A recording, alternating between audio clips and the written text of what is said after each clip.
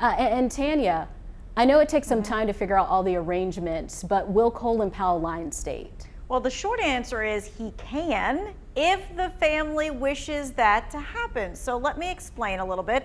The architect of the Capitol defines lying in state as reserved for those who are government officials and military officers. Powell was a 4-star general. So in our history, this tribute has been given to 12 presidents from Abraham Lincoln all the way to George H.W. Bush. It's also gone to members of Congress, military commanders, other notable figures such as Ruth Bader Ginsburg. 3 unknown soldiers have also received the tribute to honor those lost in 3 American wars. So this was really interesting to me, guys. For presidents and former presidents, the honor, it's automatic. Okay, but not all those entitled to the honor have it accepted by their families. The family have the right to say yes, they want that, or no, that they don't want that.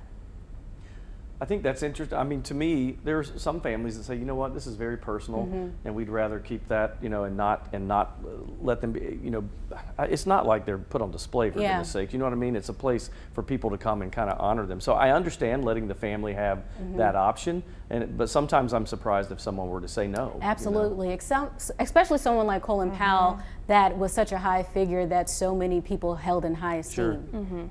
And you would think that he probably had that conversation with his family, or many people probably did before they passed away, saying, you know, this is what I would like, and probably I would assume he would had that conversation with his family, letting them know what he would like. Right, but it's interesting because, you know, there's so many people that could have lied in state.